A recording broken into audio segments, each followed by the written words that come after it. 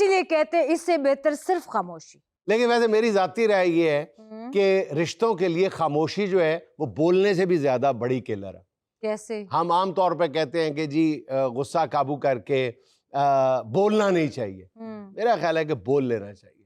بول لینے سے غبار دل کا کم ہو جاتا ہے, غصے کا لیول کم ہو جاتا ہے. لیکن جب رشتوں میں خاموشی آ جائے نا کسی ایک فریق کی طرف سے بھی, تو وہ پھر رشتوں کا کلر ثابت ہوتی ہے. وہ رشتوں کو دفنا دیتی ہے وہ خاموشی.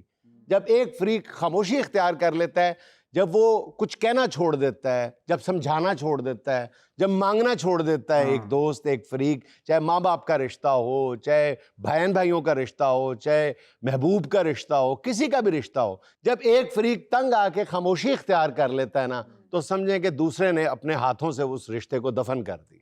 یعنی آپ یہ کہنا چاہ رہے ہیں کہ بولنا اور بحث کرنا رشتوں کی زندگی ہے؟ جی بالکل, زندگی ہے, سانس ہے, کھاد ہے. لیکن اگر وہ ان میں بھی تمیز کا دامن ہاتھ سے نہ چھوڑا جائے, رواداری کا, میانہ روی کا دامن جو ہے ہاتھ سے نہ چھوڑا جائے. لیکن آپ کبھی دیکھ لیں جب رشتوں میں ایک فریق خاموش ہو جاتا ہے تو وہ چند مہینوں کے اندر ہی وہ رشتہ جو ہے وہ اسی طرح ختم ہو جاتا ہے کہ کسی پودے کو آپ کھاد نہ دیں, پانی نہ دیں, اس کو یک طرفہ طور پہ اس کی وہ موت ہو جاتی ہے رشتے کی. شروع میں بعض دفعہ یہ لگتا ہے کہ جناب ایک فریق خاموش ہو گیا ہے تو جنگ بندی ہو گئی ہے, خاموشی ہو گئی ہے, بہت اچھا لگنے لگ گیا ہے. لیکن اس کے مضمرات سے ہم آگاہ نہیں ہوتے. وہ جب خاموشی اختیار کر لیتا ہے وہ دلوں میں کئی آسیں, امیدیں اور حسرتیں جو ہیں وہ دفن کر لیتا ہے. اور وہ جو دفن ہے نا, وہ جو مدفن ہے, وہ پھر اچانک کسی دن پھٹتا ہے اور پتہ چلتا ہے کہ جی رشتہ ہاتھ سے نکل ختم.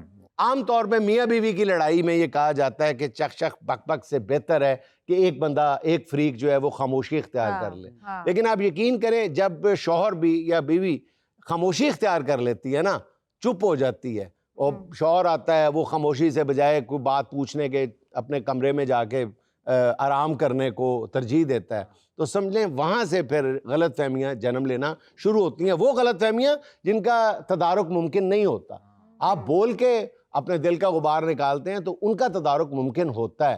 لیکن جب آپ خاموشی اختیار کر لیتے ہیں پھر وہ آپ کی قبر بن جاتی ہے. آپ اندر ہی اندر جمع کرنا شروع کر دیتے ہیں سارے گرد و غبار کو, سارے غم کو, سارے تلخیوں کو آپ اندر دفن کرنا شروع کر دیتے ہیں. وہ بہت خطرناک ہے. سر اس طرح تو پھر جوائنٹ فیملی سسٹم آپ کی بات کو سپورٹ کرتا ہے, نہ کوئی تنہا ہوگا نہ لڑائی بڑھے گی. جوائنٹ فیملی سسٹم میں دیکھیں نا, لڑائیاں بہت ہوتی ہیں لیکن اگلے دن بھول بھال جاتے ہیں کہ پچھلے دن ہم کس بات پہ لڑے تھے.